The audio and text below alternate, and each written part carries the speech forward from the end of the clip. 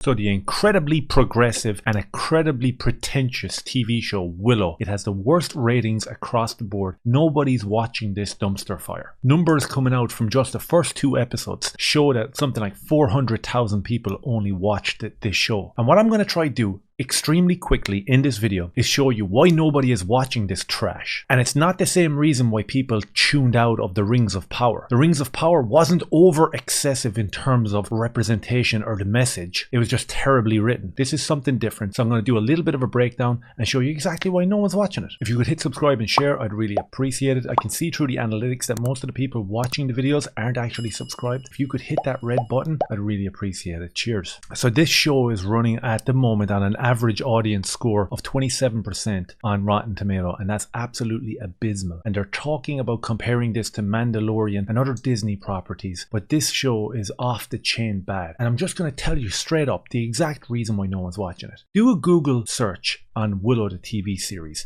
and this is what you'll see in terms of a Google result. Disney Willow's multiple queer characters to root for. Meet the new female heroes of Disney Plus's Willow. Cast talks about the importance of representation. Willow's gay romance wasn't challenged by Disney, says creator. Willow's LGBTQ plus relationship is part of its legacy. Willow's queer romance was organic.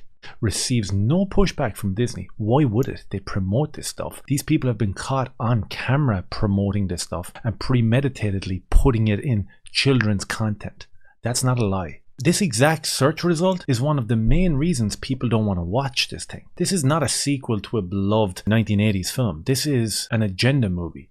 This is Disney telling you what to believe and indoctrinating people into some strange rhetoric that should be completely and utterly left out of pop culture. Here we have this article. Disney still doesn't get it. The new series of Willow aimed at children strongly pushes LGBTQ agenda. And really, once you see it, once you take the red pill, there's no going back.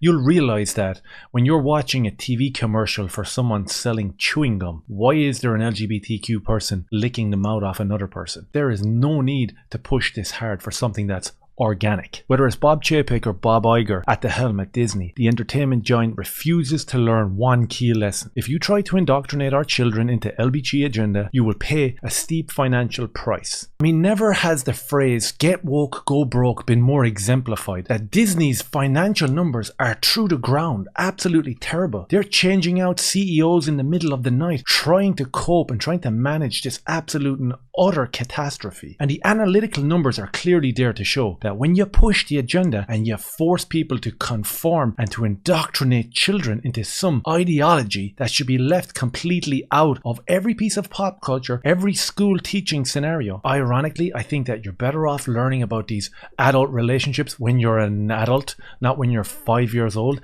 and extremely impressionable.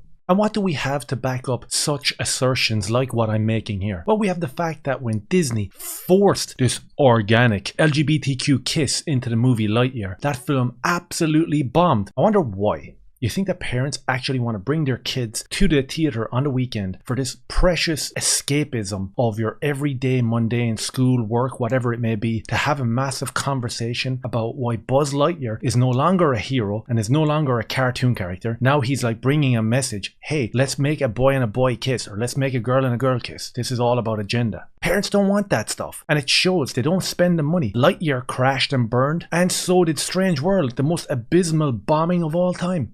And despite the fact that it's got the worst ratings of any Disney TV show, we have the showrunners begging Lucasfilm for a second season.